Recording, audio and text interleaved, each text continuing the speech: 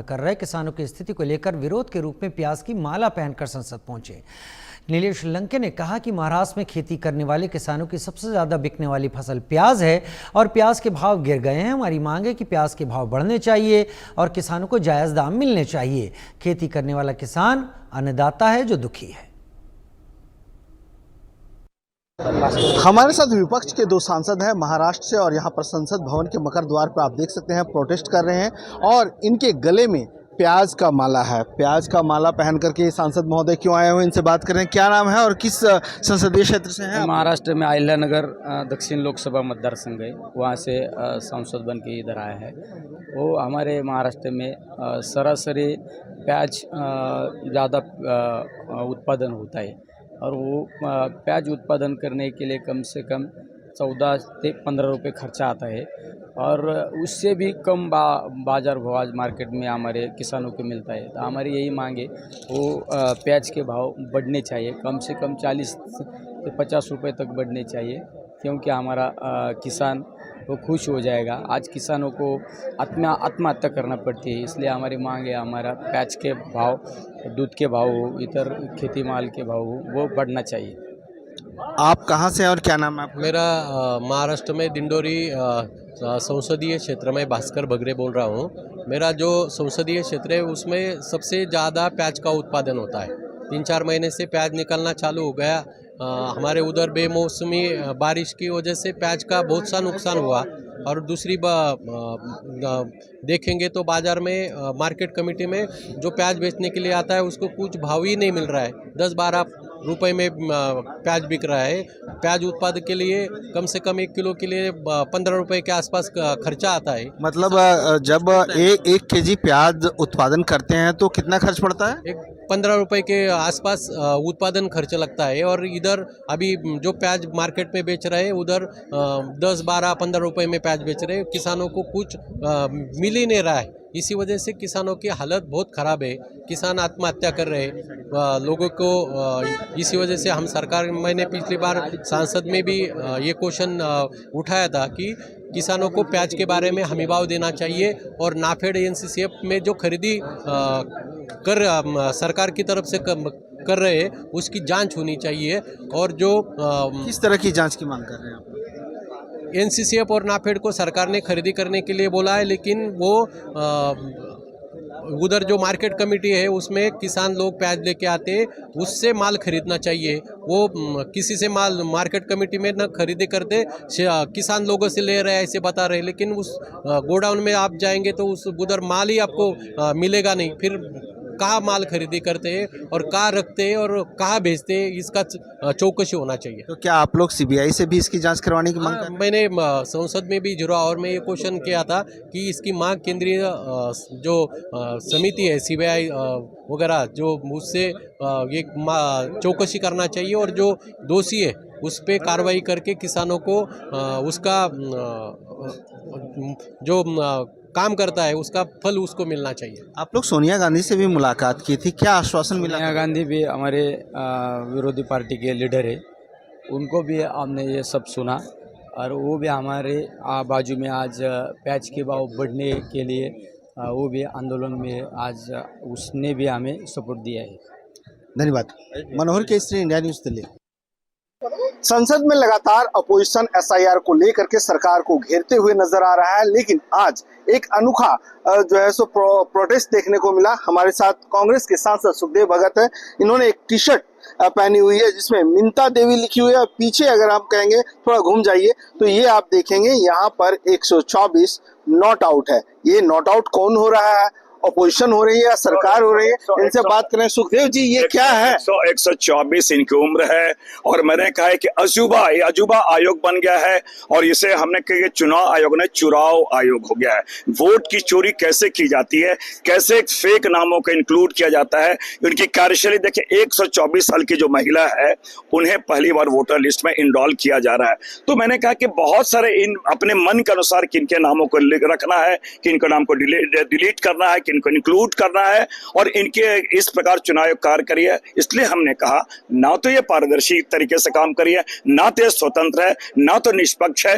ये चुनाव आयोग चुनाव आयोग बन रही है और इसके जो रिंग लीडर है वो अमित शाह और मोदी जी हैं। कौन है ये मीनता देवी, कौन है? आप पूरी डिटेल देख सकते हैं। मीनता देवी ये आप देख रहे हैं सिवान डिस्ट्रिक्ट में है और इनका केंद्रीय उत्कृष्ट मध्य विद्यालय अर्जनीपुर इसका ये है वो बूथ नंबर है। ये सारी चीजें हैं, सारी चीजों के साथ हम साक्ष्यों के साथ अपनी बातों को रख रहे हैं। मतलब 124 साल इसका है। 124 साल इनकी उम्र है। आपको देख सकते हैं क्या 124 साल की महिला फर्स्ट टाइम में इनरोल कैसे किया गया। ये सारी चीजें बतलाने काफी कि चुनाव आयोग किस प्रकार कार्य करी है, किस प्रकार वोटों की चोरी कर रही है। लेकिन बीजेपी ये कह रही है कि अगर ऐसा है तो आपके बीएलओ काम क्यों नहीं करे, उन्होंने अब तक शिकायत क्यों नहीं दर्ज कराई? सरकार उनकी है, जवाबदेही तो उनकी होनी चाहिए। केंद्र में इनकी सरकार है, वहां उनकी सरकार है, वो जवाब हमसे मांग रहा है। जवाब तो हम उनसे मांग रहे हैं ना, जिनके ये जिम्मेवारी है, वो जिम्मेवारी से भाग रहे हैं। और बेशर्मी की तो पराकाष्ठा क्या है, जब राहुल जी ने इन बातों को उठाया तो बोले एफिडेविट करके दो। अखिलेश जी ने तो एफिडेविट करके दिया, क्या हुआ उसका? और लोकतंत्र के सर्वोच्च मंदिर में वो संविधान की उन्होंने शपथ ली है। तो मैंने कहा कि जो बेशर्मी जो उन्होंने दिखलाई है और जो ये मान ले के ना हमें कुछ सुधार करने हैं, और वो जो मोदी और शाह कहेंगे वो तो कायर ही हैं, उनके निर्देशित में ये कार्य किया जा रहा है। धन्यवाद। मनोहर केसरी, इंडिया न्यूज दिल्ली। विपक्षी नेता जो एक टी शर्ट पहन करके आए थे 124 नॉट आउट, और कह रहे हैं कि चुनाव आयोग चूरा आयोग हो गया है। आप लोग की क्या राय है? हमारी राय ये है कि जो इलेक्शन कमीशन ऑफ इंडिया है ना, वो इलेक्शन चोर ऑफ इंडिया हो गया है।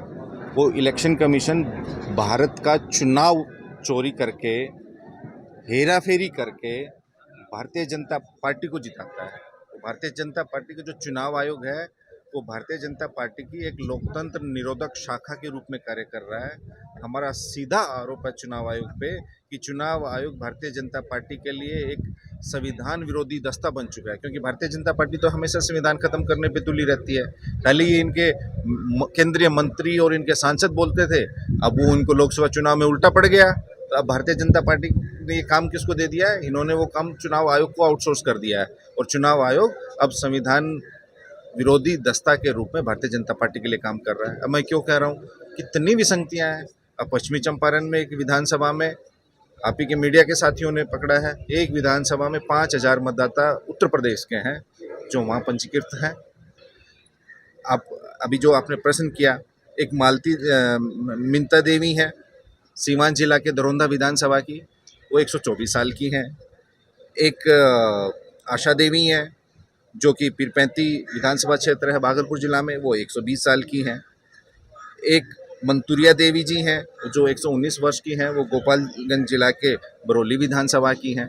तो ऐसे मुजफ्फरपुर में और जमुई में एक पता ऐसा है जहां उस पते पे 300 लोग रहते हैं। और उप मुख्यमंत्री साहब हैं विजय सिन्हा जी, वो 2 विधानसभा के मतदाता हैं, लखीसराय के पटना के। उनके 2 ईपी कार्ड हैं, उनकी 2 उम्र है, उन्होंने 2 SIR फॉर्म भरे, उन्होंने 2 SIR फॉर्म पे साइन किए। SIR होने के बाद भी वो 2 जगह के मतदाता हैं।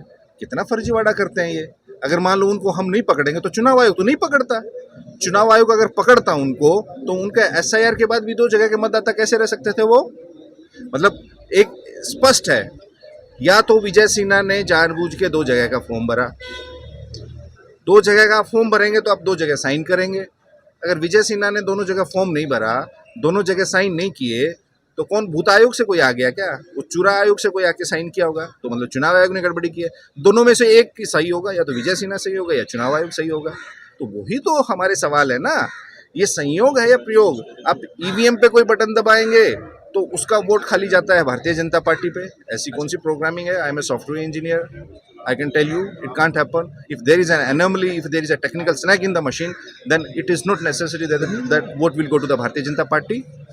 It can go to any party, but why? Why it goes only to the Bharatiya Janata Party? So ये भारतीय जनता पार्टी ये प्रयोग करती रहती है। अब इनकी चोरी पकड़ी गई है, जनता कभी इनके साथ नहीं रही है, चुनाव आयोग इनके साथ रहा है। ये चोरी से सरकार में बैठे हैं, हेरा फेरी करके ये सरकार में बैठे हैं, लेकिन कितने दिन बैठेंगे? जनता सड़क पे आ गई ना, कल 300 सांसद सड़क पे थे। जवाब नहीं है ये इलेक्शन चोर ऑफ इंडिया के पास। उधर बिहार SIR मुद्दे पर सुप्रीम कोर्ट में सुनवाई चल रही है। आधार कार्ड को सबूत मांगे जाने पर सुनवाई हो रही है। आधार कार्ड पर EC के पक्ष को सही मान रहा है सुप्रीम कोर्ट। आधार कार्ड निर्णायक सबूत नहीं, SIR पर चुनाव आयोग के रुख को सही ठहराया। आधार कार्ड को सबूत माने जाने पर सुनवाई। बिहार एसआईआर मुद्दे पर सुप्रीम कोर्ट में सुनवाई। आधार कार्ड को सबूत माने जाने पर सुनवाई। आधार कार्ड पर ईसी के पक्ष को सही माना। आधार कार्ड निर्णायक सबूत नहीं। आधार कार्ड को सबूत माने जाने पर इस सुनवाई हो रही है, जहां पर इलेक्शन कमीशन ने कहा था कि आधार कार्ड सभी नहीं है, सब कुछ नहीं है। इस इलेक्शन कमीशन के पक्ष को निर्णायक सबूत के तौर पर सुप्रीम कोर्ट मान रहा है।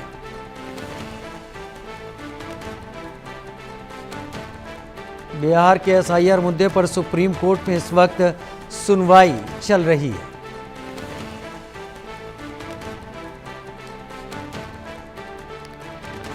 लगातार पटना से लेकर बिहार से लेकर दिल्ली तक एक बड़ा बवाल मचा हुआ है एसआईआर के मुद्दे पर। लेकिन ये बवाल बिहार से दिल्ली का ही नहीं है। इसका विरोध, इसको लेकर विपक्षी और भी राज्यों में अपनी बात रख रहे हैं। राहुल गांधी ने तो बाकायदा वेबसाइट बनवा दी, लोगों को उस पर आने को कहा, लोगों पर कमेंट रखने को कहा, अपने विचार रखने को कहा, और उसी एसआईआर के मुद्दे को लेकर इस वक्त सुनवाई चल रही है। संभव शर्मा मेरे सहयोगी दिल्ली से मेरे साथ ज्यादा जानकारी के साथ लाइव जुड़ रहे हैं।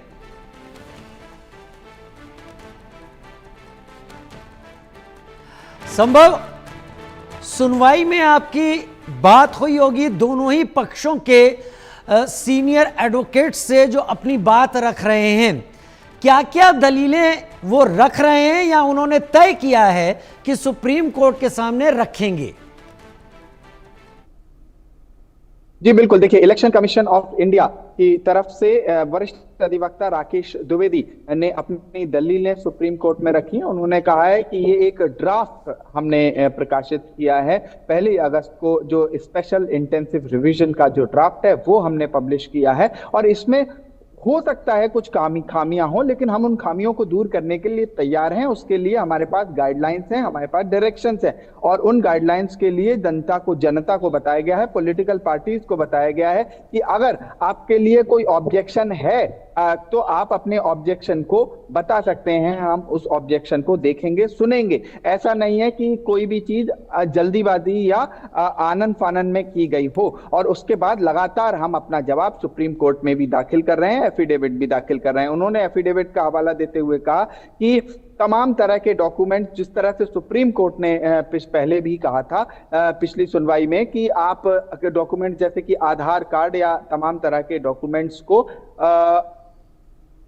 अलाउ करें, एक तरह से उसे कंसीडर करें कि ऐसा ना हो किसी के पास आधार कार्ड है या तो सिर्फ उसके पास आधार कार्ड है तो उसे हटा दिया जाए, उसे कंसीडर किया जाए और बाकी डॉक्यूमेंट्स को देखा जाए। तमाम दलीलें इलेक्शन कमीशन ऑफ इंडिया ने लंच से पहले रखी, लेकिन लगभग एक भी दलील को ना मानते हुए वरिष्ठ अधिवक्ता कपिल सिब्बल वो पेटिशनर्स की तरफ से और तमाम और एडवोकेट्स भी पेटिशनर्स की तरफ से सुप्रीम कोर्ट में अपनी दलील रखे। उन्होंने सीधे स्पष्ट कहा कि नहीं, ये भ्रमित करने वाली इलेक्शन कमीशन की बातें हैं सुप्रीम कोर्ट में, और ऐसा कुछ नहीं है, और 65 लाख वोटर्स वोटिंग लिस्ट से बाहर हैं और वो एलिजिबल वोटर्स हैं। तो कोर्ट ने पूछ लिया कि आपके पास सबूत क्या है, सब्सटेंशिएट आप कैसे कह सकते हैं कि ये संख्या इतनी बड़ी उनको एलिजिबल नहीं किया जा रहा है, वो वोट नहीं दे सकते, आपके पास कोई रिकॉर्ड्स, फैक्ट्स या फिगर्स हैं?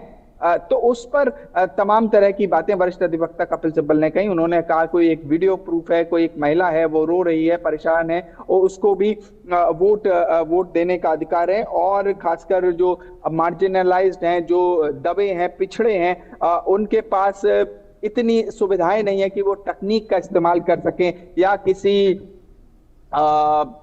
किसी कंप्यूटर सेंटर पे या खुद से लैपटॉप लेके या फोन में तमाम चीजें जो तकनीकी चीजें हैं उनको डिटेल्स भर सकें। तो ऐसे में वो वंचित रह जाएंगे, वोटिंग अधिकार से वंचित रह जाएंगे, और ये बहुत गंभीर मामला है। इस तरह की दलीलें कपिल सिब्बल की तरफ से रखी गई। तो ये तमाम दलीलों के बाद लंच ब्रेक हो गया। लंच ब्रेक के बाद कोर्ट दोबारा से रिज्यूम हुई, और दोबारा से रिज्यूम होने के बाद कोर्ट ने तमाम बातें दोनों ही पक्षों से पूछी और अभी सवाल और जवाब का सिलसिला जारी ही है। आधार एक्ट को लेकर और आधार के कुछ सेक्शंस को लेकर इलेक्शन कमीशन से भी सवाल सुप्रीम कोर्ट पूछ रहा है। जस्टिस सूर्यकांत और जस्टिस जयमाल बख्शी की बेंच में, ठीक है। 2 जजों की बेंच में कोर्ट नंबर 2 के अंदर अभी ये सुनवाई